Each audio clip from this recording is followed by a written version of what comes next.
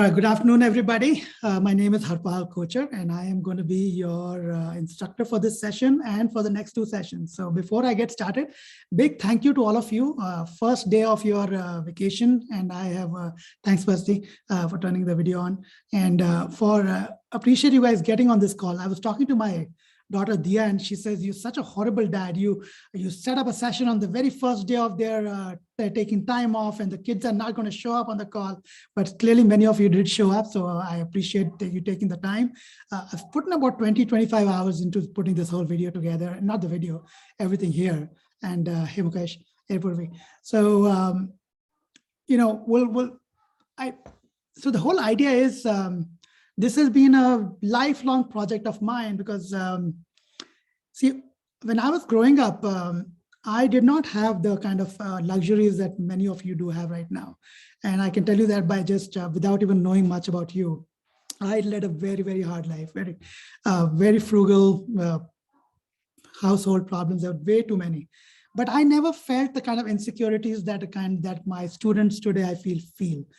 Students today are very stressed about their career, what they're going to do, are they going to die hungry? There's a lot of stress. And fundamentally the reason what was different in me growing up and many students now is I ran my own company. At 17, I was running my own show.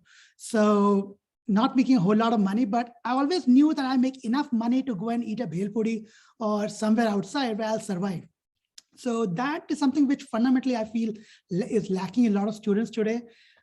My goal is to give you some knowledge of side hustles, to tell you how I started my side business. And so you don't think I'm full of bullshit when I'm talking. And I'll also give you an ideation structure because many of you like Prisha, Purvi, Swasti, all of you have come forward and told me about some business ideas you have. Many of you lack the confidence to actually make it into an actual framework. So hopefully that's what you'll get from here. And if the first slide didn't get your attention, I don't know what else will.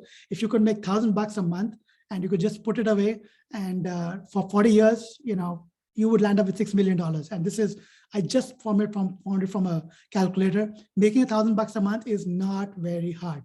Your parents will vouch for that because they make a lot more than that.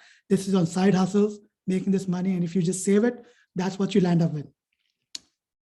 So the larger mission here is to find a few of you who will go on to become CEOs. Some of you will actually go on to become CEOs of very small companies of your own. Some will go on to become large company CEOs. What will make me very happy is to see students who are running their own show, never worried about getting laid off, not worried about what the economy is going to bring, kind of feel the way I feel right now about my life. I honestly don't worry about my day job, nothing. I mean, I've saved enough and I do a side hustle. I have multiple side hustles. So it doesn't matter. As long as I'm living, I'm fine. If I'm not living, my family will cry, but hey, I'm not, okay? So, and it will obviously help you with your college prospects because colleges they love to see these things, okay? I'm here to mentor you. I've asked your parents to be on these calls so they can also mentor you. This session is being recorded. If your parent is not on this call, drag them to listen to the recording later because this is very important. Your parent has to be helping you with some of these planning because I cannot be putting as much time, but I am available. Just get me on a phone call and I'll help you. Okay, so the agenda is, I purposely only kept it for 3 days, knowing it's your winter break and also aligning it in such a way that you can start. It's only 3 hours total. I'm expecting you to show up. On your own, I'm expecting you to put in about 2-3 hours total. I've put in a lot of material here and it's all available. All these will be available as slides in the classroom for everybody to attend and see. But today we'll go over the overview of the program, the vision, the template I'll put together of how I ran Success Coach, how I came up with the idea, how did I think of my values and what I really want to do. And then I'll talk about some prospective side hustles that easily you can start doing right away, okay? Next session, we'll actually going into the entrepreneurship principles.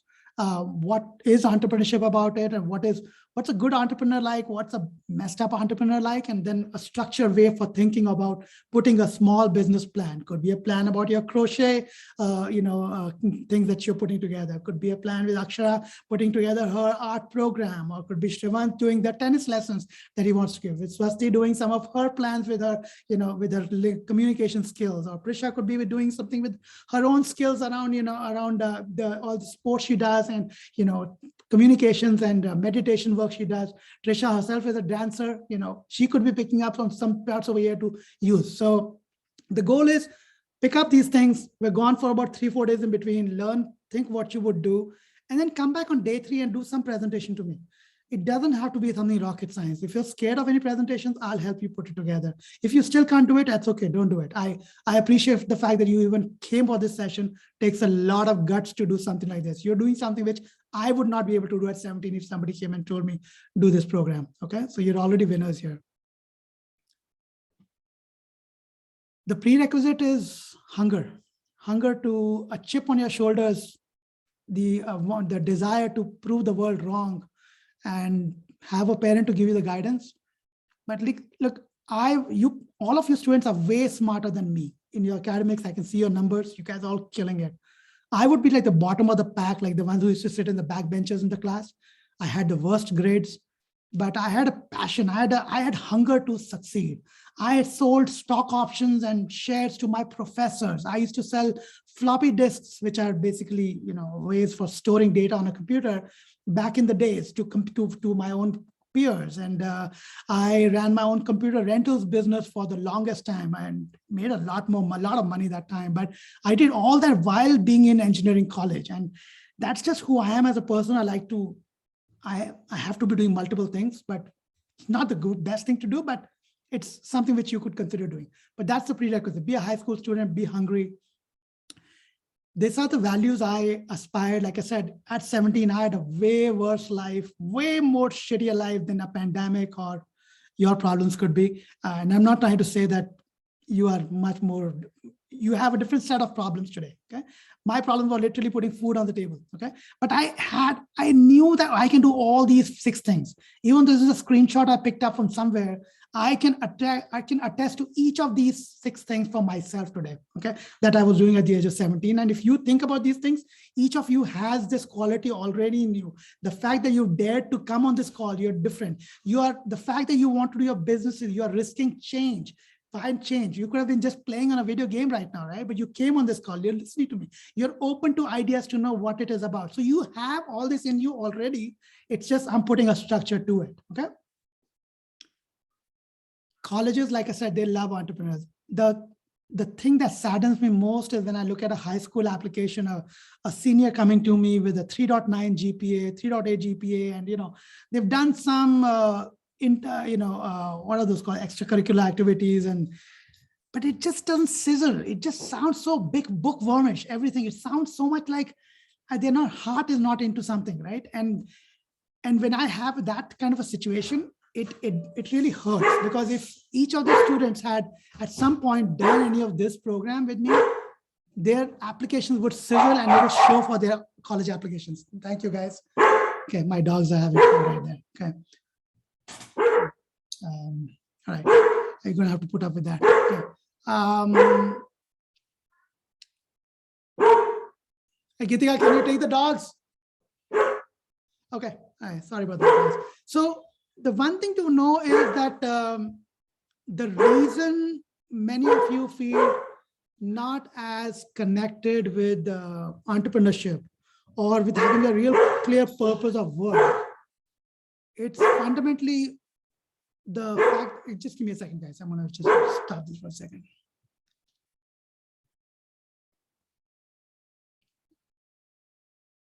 Okay, so a brief history of how we have shown up here is super important before we get into entrepreneurship, which is, if you look at an Amazon store today, you have a situation where people are working at $10 an hour, $12 an hour, and they're running with a chicken, like a chicken without a head.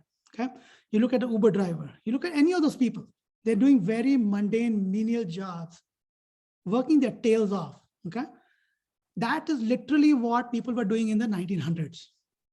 And we've come back literally round circle on that, because their over dependence on corporations is through the roof. This guy by the name Frederick Taylor came out with a book. He's the first management consultant ever created. He created this concept in the 1900s when the First World War has just started, or Germany was getting ready for the First World War. He basically consulted with a lot of these people. Some of this is folklore, some of this is real stuff, which is what they needed was people who were not very smart thinkers, but what they needed was the doers, people who obediently were following the instructions what were given by the superiors. So he created this concept of managers, middle managers, structures, organizational hierarchies, people doing only a finite amount of work because they needed that. And to make that happen, they created this concept of public schools, where in public schools, you were taught how to read pretty much everything, learn everything that was needed for the ward, if you will. You needed have some computational skills, some science skills, some discipline of showing up to have rankings in the classrooms. That whole concept was created by Taylor. Okay, mediocrity was literally inbuilt into the schooling system, which we literally have today as well. Students compete with each other for a 4.0. They compete for getting a better assignment, but they don't think in terms of work. When they think of work, they think of working at Amazon, at Facebook. They don't talk about creating. I see students way too much. There are very few creators. Most of the people want to be pedal pushers.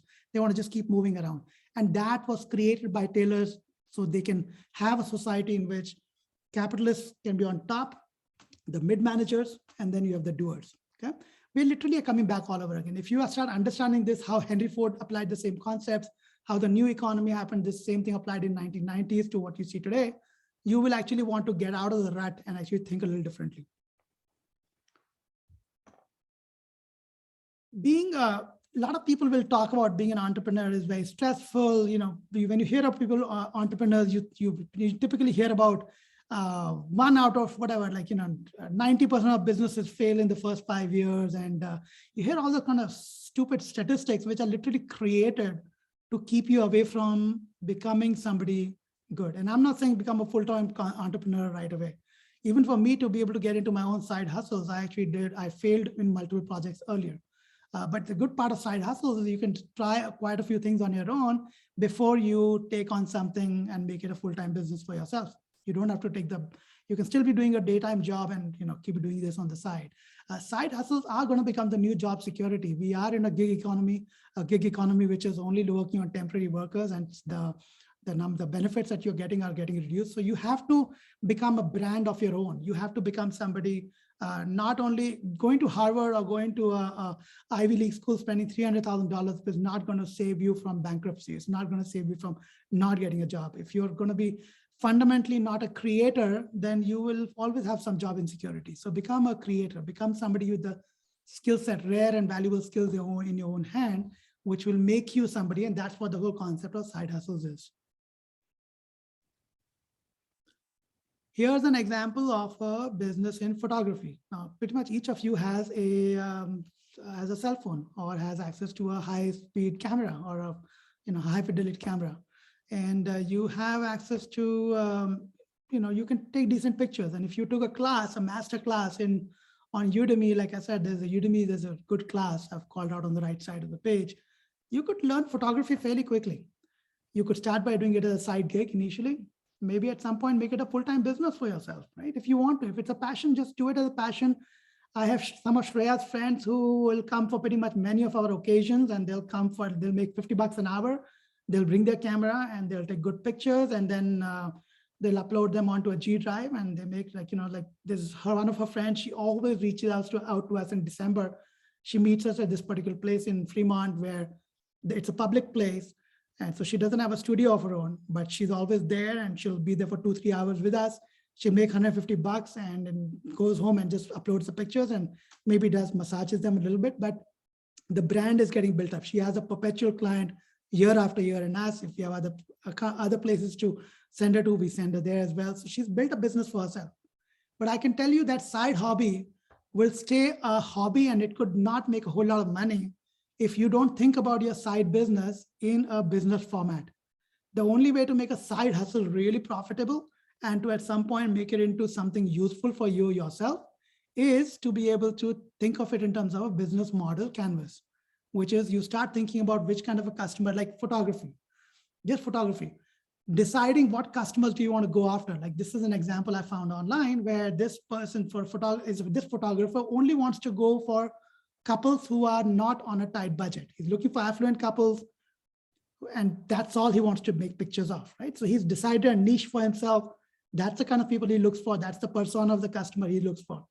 The channels through which he advertises, social media, website, venue recommendations, meaning he's had some relationships with some venue or venue locations where they will recommend him. He gives them a cut, he or she. The relationships he creates with people, these customers, his personal red carpet treatment, white glove treatment, very, very close relationships. So his value proposition is beautifully luxury wedding album. He'll actually even put together a whole album. Maybe he buys it from Etsy, a very, very well-designed album. So the point is, that's his value proposition. He's thought it through all the way. His revenue streams are hiring for the photography services for the per hour, plus the album creation. So he's got 2 products he sells.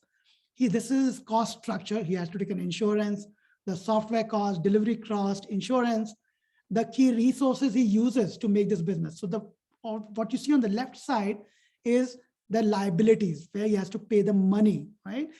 This is the cost, the actual hard cost he has to pay for running his business. This is where the money he makes from the business. So as long as he's making more money than the cost, he's profitable in his business. This on the right side over here is intellectual property. He's building an intellectual property for himself.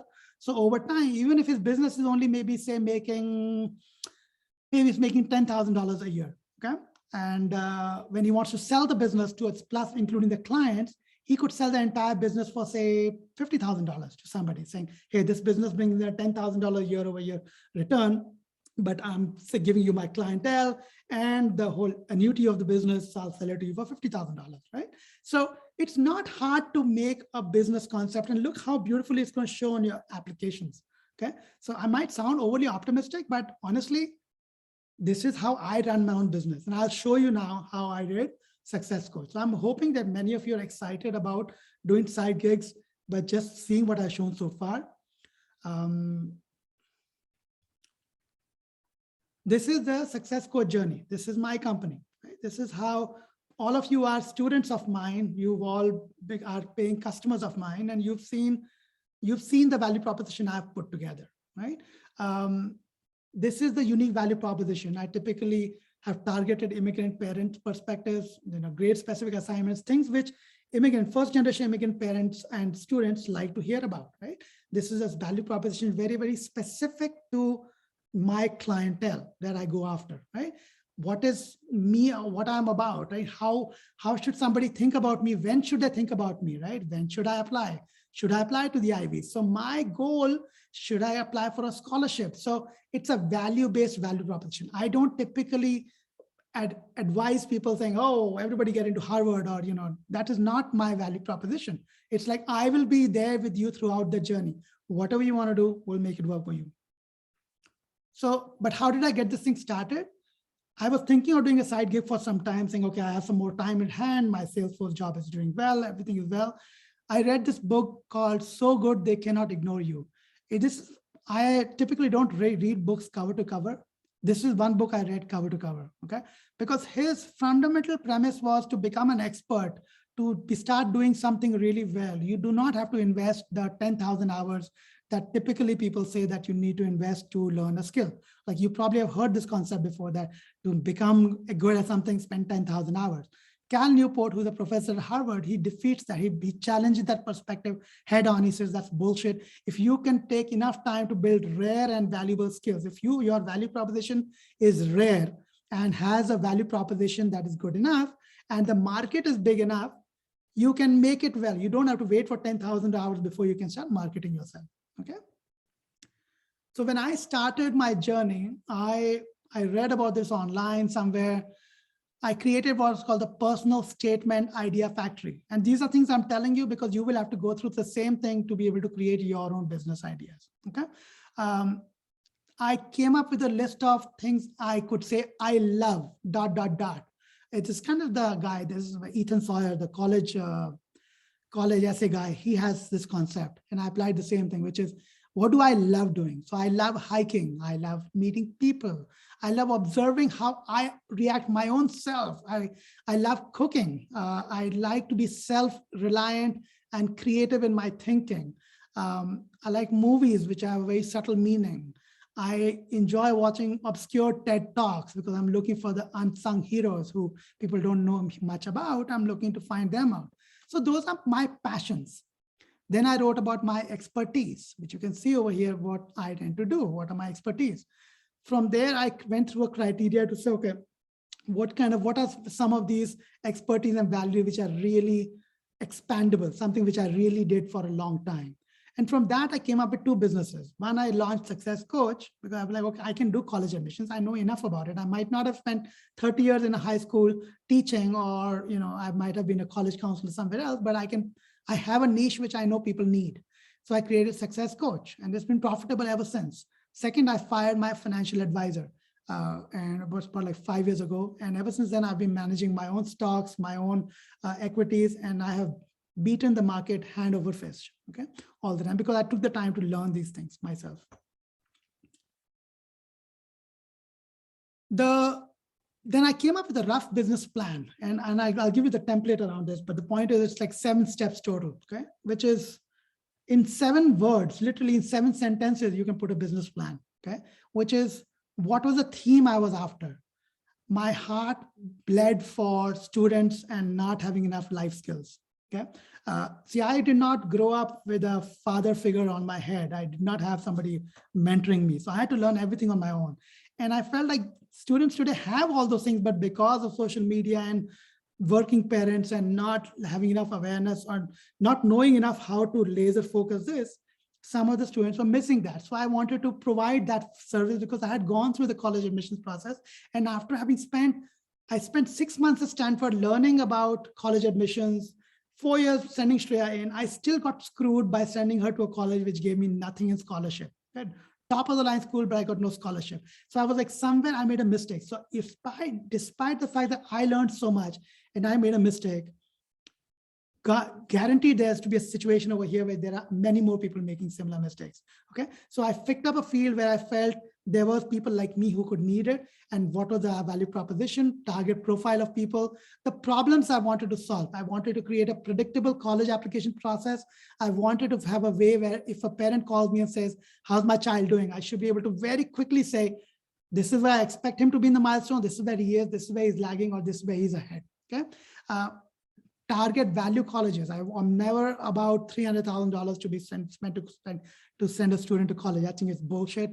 The kind of money we spend, it's marketing at its play, capitalism at its 100% at its play. We are getting screwed left, right, and center when we pay $300,000 for an undergraduate graduate degree. Okay, so my goal is always to find target value colleges where the cost is lesser. Even 130, 140K is a lot of money, but my goal is to find some jewels for my families, and then build life skills in my students. Like when I work with Shrivant and Prisha and others, when I work with them around the timeline, they're learning skills around communication. They're learning a lot of different skills from me, which is going to go with them far more than just those few years they'll work with me. I then thought about the opportunity cost. Why will somebody pay me money for this service? And I actually thought, and I truly believe this thing, that the opportunity cost that a family saves on working with me is close to $500,000. And I came up with a number saying, okay, if they don't hire any counselor, they hire some mediocre counselor, they could land up getting a college which might not be the right one for you. They might miss some deadlines where they might not apply to a particular school on time. The tensions in the family are through the roof, particularly when the application times come through. And there is an opportunity to bond with your child. There is so much learning skills of time management, about interviewing skills that will go with the child forever, that I felt even $500,000 was an understatement for what I was providing as a service. Not trying to sell it to you because you're already my students. Okay, but that was in my mind. That's when I came up with. And what was missing in myself, I didn't have a brand. I didn't have certifications in my play, and I was not very patient with students. So I built on all of those things, and you see me putting a brand together when I put my email threads going out, science gurus. I have different channels through which I've built up the business over time. I've picked up certifications, skills I picked up very quickly was like video editing and web graphics design, social media, Facebook, and all those things. I figured out how to do my marketing myself. My success metrics was I need to get about 12 to 14 dedicated students every year. Income needs to come at about 50K a year, and I already crossed that a while back. Okay. So that was my success metrics. Those are the 7 things I put in play. And that's when I started the business. Any questions? I'll take any questions. Anybody has anything, okay? So that's okay. Perfectly fine to have open questions. Okay, so now we get into the section where how do you build some of these rare and valuable skills? Now we will talk about actual side hustle ideas. Okay. So, and this is where I need some more guidance from you guys also. Like I put up some jobs that high schoolers could do without even thinking. They could tutor. If you have access to a car, you could become a Uber Lyft driver. If you're scared of doing Uber Lyft and you're worried about what could happen, you could just become a delivery person for Amazon or for Uber Eats. Like one of my friends, her son goes to San Jose State University. On weekends, he comes home and just for kicks, for about 3 hours every day, he goes out and he's an Uber Eats driver. He makes pretty good money doing that stuff. And he gets to, talk to people along the way. He meets a lot of new people. So he's made it a branding exercise for himself. He gets to get mentored by a lot of people along the way. So he loves doing that.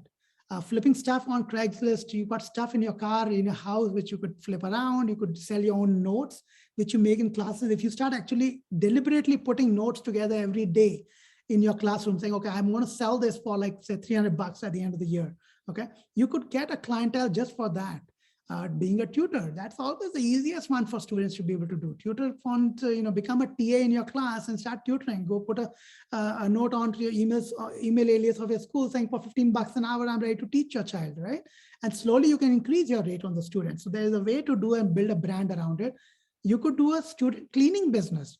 You could just pick up a broom in your hand and say, or take some stuff from your house and you could just do some cleaning for somebody. Don't take these things as bad things. Everything is a good thing. Okay. I know somebody who gives music lessons online on YouTube. He's a music teacher and that's what he does. Online music, guitar lessons on the online. Yes, Om, there was a question. The question is, what is the difference that students needs to know here about the side hustle? Is it an entrepreneurial thing or is it just as a side thing, but it's not an entrepreneurship? Is it a demarcation line between the side hustle and real passion of entrepreneurship? Yeah, I actually don't dare distinguish between the two simply because from an innovator's dilemma point of view, which is if people start thinking about, oh, I really have to find my passion and something which I really want to be an entrepreneur for, they never end up doing it. It's just one of those things in life, or you could become like me. You could spend forever, like 48, 49 years of your life before you realize what your passion is. In fact, that's where that book, which I talked about, the Cal Newport's book, about this book, he talks about that looking to find your real passion and your entrepreneurship, you'll spend a lifetime doing that. But if you just start doing some small things and start finding interest in it, all jobs you do initially will be hard, but you will find some triangulation or some way to figure out from that what you like, what you don't like about life, about things. So I'm a big fan of like at least do like 4 or 5 side hustles before you choose a startup idea or an idea that you feel like your life can be depending on this. Yeah. So then I found some more side hustles like blogging, being a virtual assistant. Like virtual assistant, what does that really mean, right? You could be taking phone calls on behalf of somebody. You could be a freelancer, a drop shipping business where you don't hold inventory of the products that you're selling. Like you could advertise products online. You could start very quickly a drop shipping business where people pay you for a particular product that you are recommending, but it's not being sold by you. It is being sold by an Amazon or somebody. So, you don't need to have your own warehouse as such. You could become what's called an affiliate marketeer, where if you are endorsing some products and people come to your website and they click on that link and then they finally buy it from that website, you'll get a cut out of it. I'm actually building online courses. In fact, just the same thing which I'm working with you on, I'm going to put it together into an online course. So that's another product I'll be selling in addition to the products I sell right now, which is my services. And that's a product that can bring in money for a long time, where I'm not having to, business has to be something where you do something initially, you put a brand together, either other people take over from you who you hire, or it becomes self-sustaining like a course of its own, okay? And then I like this thing about when you do create a side hustle, how do you set boundaries so it doesn't impact your work or your grades or stuff. So this is a very disciplined way. So think of side hustles and these challenges as a way for you to build some skills which will make you a way better kick-ass person down the line. People meet you for dates and stuff, and they'll be excited. They'll want to be being with you simply for those reasons, saying, hey, this person is very motivated, does stuff on his own. I found this very interesting, now next question mostly with people will come and say, okay, I don't know what my niche is. How do I find my niche? But the thing is, you kind of know your niche, but you don't have a structure to think about your niche. So if you look at this amalgamation or these 4 quadrants called out here, start with what is the world's need. That's a very critical one. Don't leave this to chance. You can't start with what your passion is and then start looking for what the world needs, because then you'll screw it up. Okay. Like in my case, I clearly figured that I didn't have a passion, by the way, to teach or to doing college admissions. I mean, think of it. When you've gone through that torture yourself for 4 years with your child, do you think any parent in their sane mind would want to, go and become a college education counselor? No. But for me, I saw it as an opportunity, because I had a good time, because I really bonded with Shreya, my daughter, a lot during the process. And I was like, if I'm finding this hard, this must really be hard, because I put a lot of effort into learning it. And I was like, okay, then there is a moat, which means there is a way where people might not be able to jump into my business, and I will be one of the people who will do well in this business over time, right?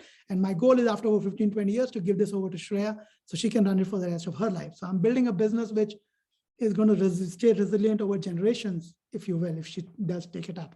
But find out what the world needs, and what need could be like in COVID times, that it could be different needs. Like one of my students is a baker. He baked cakes during COVID because he just enjoyed baking, and he would go and drop them off at his friends' homes as a cake. Very soon his friend's mom started paying him for those things. So he started taking bakery orders, cake orders, and he wrote about that in his application. So, what are you good at? And we'll talk about what are you good at, where I explain the values and the concept of skills, that matrix. Okay. Then what do you really love doing? Okay. Love is where it's a fungible thing. Where do you feel connected? Like for me, the world needed better counselors. Was I good at it? I'm like, I can become so good at it that people can't ignore me. So I created a value prop around that. Do I get happiness out of it? Initially, I was not. Trust me, when I was working with some of the initial students, I hated it, because I was like, why don't they get it? Why are they having such a hard time understanding it? But slowly I connected to my roots, where I felt my own parents or my dad did not give me the kind of guidance I needed at that time. So I was like, okay, so this is actually fulfilling me as a person. So every session I have with my students, I literally feel like a therapy session for myself. When I feel a happiness, a smile on their face, I'm like, oh my God, I must have done something good. Okay. So I built love. Love does not come. Love has to be built over time. You have to go through a process to love something. So this goes back to Om, the question you asked, like, do I follow my passion, or do I wait for it to come to me? Nothing comes to you. Nothing in this, particularly now in the world, you're in a TikTok generation, Pinterest generation.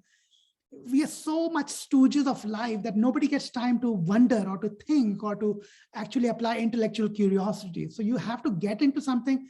If you really hate it, you'll be out of it. Okay. And then fourth, do you have rare and valuable skills to solve an important problem? If you can do that, money automatically will follow you.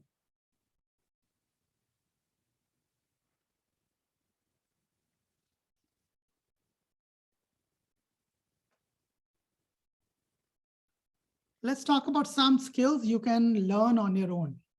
Not every skill has to be acquired through taking a music class somewhere, or there are skills you can pick up on your own, like data analytics. If you can just do, just basic Excel or Google Sheets, you take a class on Udemy for Google Excel, you'll be surprised how many people in this world have no clue how to use Excel.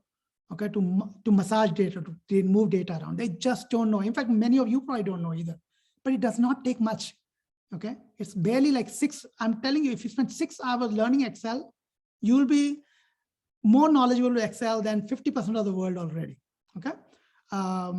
Combine that with creating an app on Google platform, which is a no-code application. You could help an entrepreneur just put together a list of his customers and put some rating around it very, very quickly. And I've done it myself, these things. I used to make money, by the way. I was a horrible programmer back in the days, but I knew very good programmers. Okay, so there was a language called Power Builder. There was a language called Fox Pro in my days in the 90s. I knew a Fox Pro programmer and I knew a Power Builder programmer. Okay, and I would go to people like my dentist. Okay, I told my dentist, I'm like, dude, how do you manage your records? He's like, I don't know. I just put it on paper and stuff. I said, how about I build something for you? I did not know Power Builder. I did not know Fox Pro, but I knew somebody who did. And we made money on those things. Okay. That's the power of networking, digital marketing. And now digital marketing is an area you can always, anybody can open a digital agency. If you can know how to use Canva, if you know how to use MailChimp, if you know how to use basically a website builder, which most students know, if you don't, just call me, I'll help you, right? You can start doing digital marketing. You can write Facebook ads, you can put TikTok ads. The idea is you don't have to do everything on your own. You can find 2-3 people who can be experts at one thing. The idea is build a team of people who know certain things, and you can be the orchestrator of the larger plan, and you could be making a lot of money on that. Same thing with computer programming. Now, this is a little harder, but many of you have some knowledge of computer programming. I've told you about extracurricular activities you can do around programming. We've talked about that in our sessions before. Graphics design, this is like a monkey's job. I can do this part now, okay? I mean, without knowing jack about graphics, all my successful graphics, I built it myself. And again, I didn't take any classes. Investing money, this is not hard, okay? Even if it starts with $100, start with some simulation money. Show it to your father or your mother that if I could take a simulated money, I could go into Robinhood and I can show investment I can do. Show them that over a year that you could actually make money. It's not very hard to do that. Start learning investing. You just invest in S&P 500, which is one stock, which is a 500 shares, yada, yada, yada. It's just one stock. That on average will give you 10% returns, okay? So learn to invest, see your own profits. My Diya, my Shreya, both of them do these things, okay? Both my kids are into all this stuff. Same thing with video editing, copywriting. Copywriting, if you know Grammarly, if you can use Grammarly Premium, you can become a copywriter very quickly, okay? $30 a month is the cost for copywriting. Take people who are sending essays, start helping them out. Of course, you need some fluency over time, but it's not very hard to pick up these skills. Okay, communication skills, right? Just interacting, talking to people, build yourself on these areas. These are skills you can learn on your own. So with that, I have come to the talk portion of what I had to explain. I have there is a homework section about it, but I'm open to questions now. Anybody has any questions so far? I mean, was this making sense to all of you, or was this too much content, or what do you guys think? Kids, come on. Swasti, come on, everybody. Om, go ahead. Sorry, I've been asking questions for kids as well, I guess. That's fine. Does it matter for the scale of this? Do you have any suggestions on how small or how big the scale should be? It doesn't have to be a big or small. The whole goal is for you to create the business model canvas, for you to be able to take a canvas and like a business model canvas and put it together. So you could literally start by talking about, like, for example, I have put some examples. This is a homework assignment, by the way, and I can see a bunch of hands have gone up, but let me just quickly show this part. So for example, you could put a business model for something even fictitious. Okay, like I've shown over here, like a cycle shop.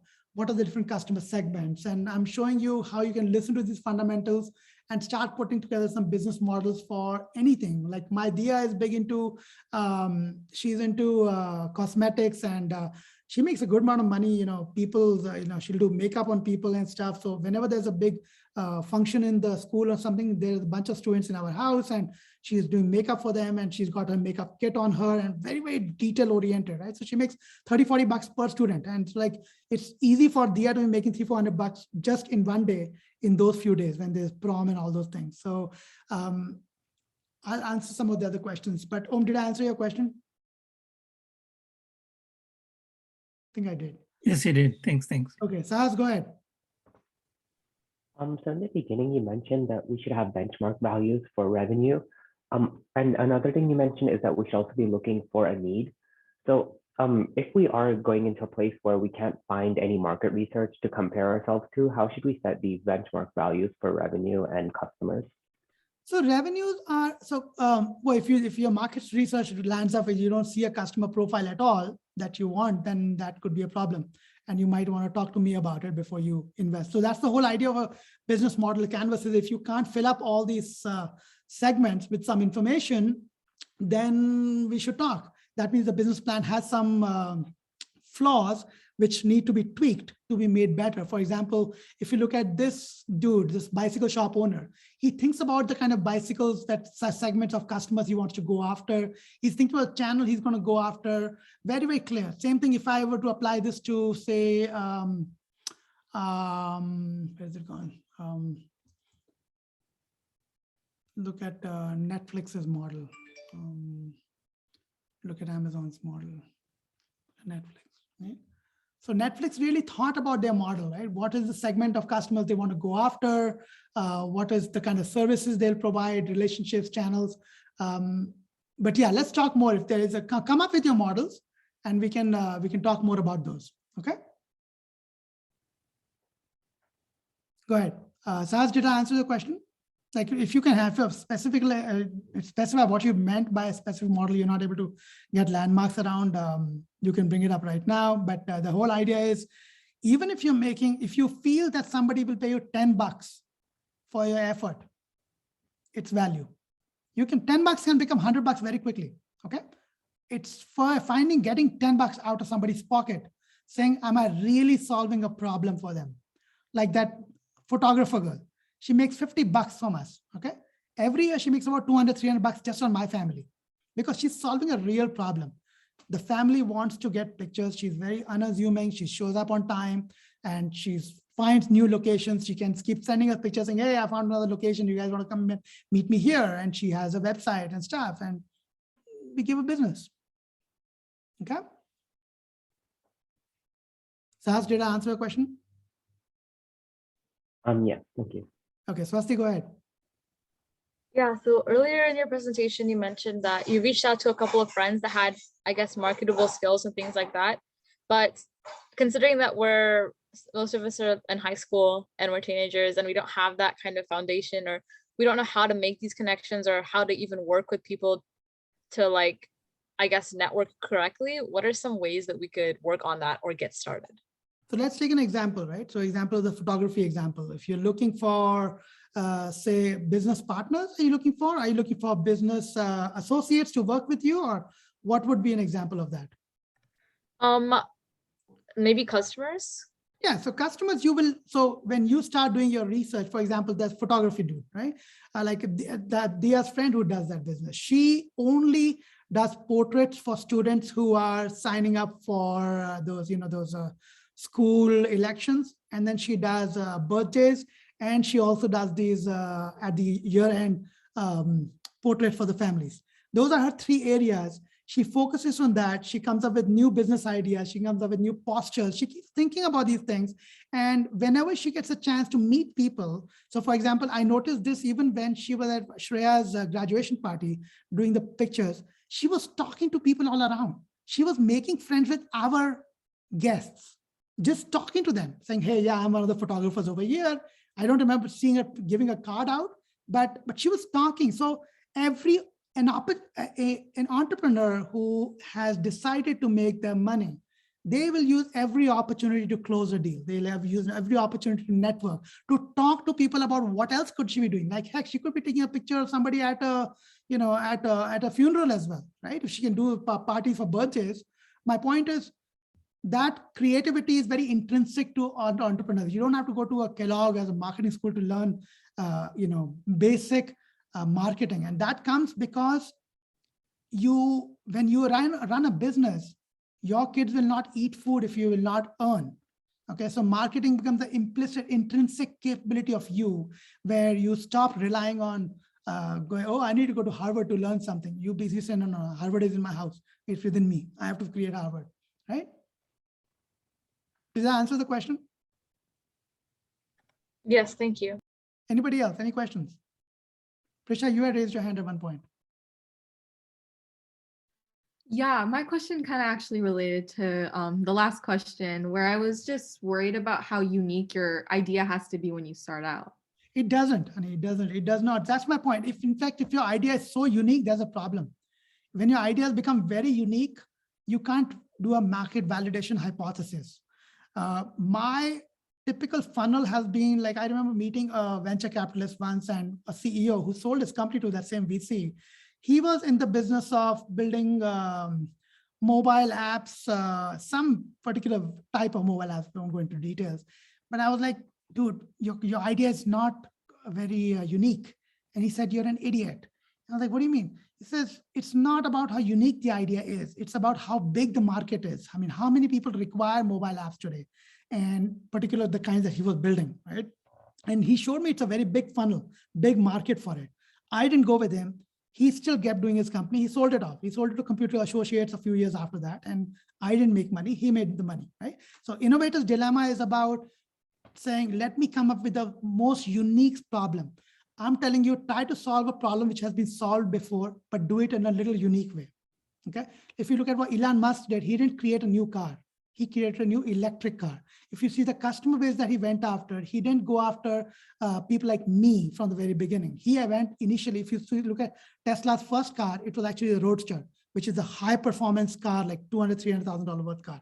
Okay. That was his first car. Because he said, I'm only going to go after the people who have a lot of money.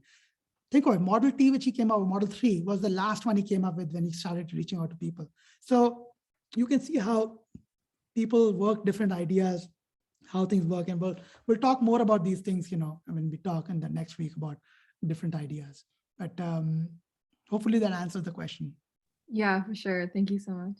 So Purvi, how about you? Did you, I know you and I talked about some of your business ideas. Does this somewhere connect with you? And again, I'm not trying to put you on the spot, but my thought is, again, Akshara, Purvi, anybody, Shrivant, Trisha, any of you who have not talked yet, if you have some business ideas, bring it up. This is a very close class. This is just my students. So each of you are literally like my own kids here.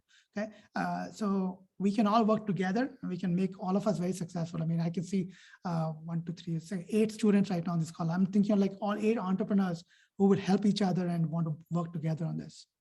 Anybody else? Anything? Go ahead. I mean, for like my business idea, one thing that I was a little bit concerned about was that I wanted to do something with like crocheting, right? And I feel like for like each like thing that I would make, like a lot of time goes into it. And I don't know like how that would like translate that well into a business, because it's like more time is going into it than like profit. So I don't really like, I was concerned about that. Yeah. No, it is. It's a good point. It's worth thinking more about, because if crochet might not be the right one, then you think about something else, which you can do a little more on a mass scale. So we can, again, before you make up your mind on what you want to do, you think a lot, you go through a few simulations. Even after you get the business working, I can tell you, Success Coach was not what it is right now. I mean, I have suffered in this business. I've gone 4 years in a row. In the first year, I made only $10. Okay, $10 literally. That's all I made. Okay, in this business. So you have to pivot over time. You have to think about business ideas change. And that's how, when you realize that you're actually providing value. It's not value what you think in your mind, it's value in the eyes of your customer. So you have to literally get yourself out of it. And I'm glad you're thinking about it, that, it could take forever to build, but there are probably people who have figured a way out where they don't crochet the entire thing, right? They're using some other piece of material, like look up on Etsy. Maybe that there's a play over there. Or maybe you could just do crochet classes online, or maybe you could just sell crochet material, or you could just have a e-commerce site where you sell the classes and sell, the material and stuff, where maybe you go home and teach them some of that stuff. So there are lots of ways to make it work, multiple ways to skin that cat. Okay, yeah, thank you. Okay, all right. So let me now quickly go into the homework. There are only about 10 minutes left. You guys probably thought there's no homework, right? You were like, he's not going to give any homework. And, that's okay. Day 1 homework assignment. So homework assignment for everybody is, and again, all these are links. I'm going to put them in the classroom, including this recording. Okay, so you can listen to it anybody you want to listen to. But learning the fundamentals of business model canvas. I put 3 YouTube videos here, growing in order. So, and all 3 were pretty good. I can tell you, I didn't see the 16-minute all the way, but I did see halfway through. So I'm like, okay, he knows what he's talking about. Understand what a business model canvas is. come up with look at some of these business model canvases concepts here, like for Bart's bicycle, what is the meaning of each of these components? Think about the ideas we talked about where we showed you online, look up some ideas you might want to consider. Like I said, it can take a while before you can get a good idea, and that's okay. Okay, look at this one, like this example, another example of a Turkish cafe, not just a cafe, a Turkish cafe, what he does and how he promotes his channel, what's the subscriptions, a value proposition, everything is very clearly written up over here, what he does to sell Turkish coffee. Okay, this is your template to come up with your own idea factory. Write the topics that you love, what and why, and I'll actually even put the template from the video from the college essay guy, how he explains this whole thing. Okay, write about the value topics, what you can say, I love ...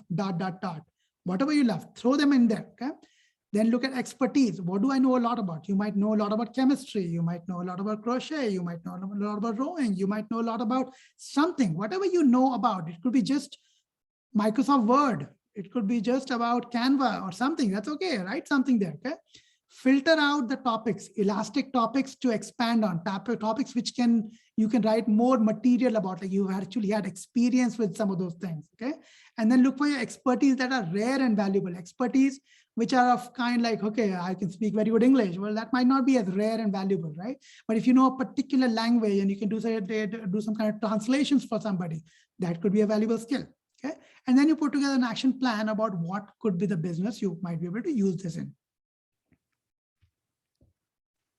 Writing your business idea in 7 lines. This is how I showed you how I did for Success Coach. Okay, what are the success metrics? What skills you can train up on quickly? What skills you or your team need? What's the opportunity cost? This is an important one, right? This is how you price your stuff down. Again, don't make it rocket science. It's not rocket science. It's just a simple way of saying what audience you're going after, what's the idea, theme, concept. Okay, and again, I might make it sound a lot easier than it is. This is hard stuff. This is serious stuff, guys. This is where most even MBA students have a hard time putting something like this together. Okay. Then there is a template for the business model canvas. And these are all, you can basically move. These are all just sticky notes. Basically, you can just throw them up and down. Okay. Put your value propositions, put your stuff in there. And that's it. That's the whole idea. So when we meet next time, we will basically go into, where is my presentation gone? So we talked about, next week we go into entrepreneurship principles and business model canvas. And what we are really going next week is into the what is creativity, what's invention, what is innovation.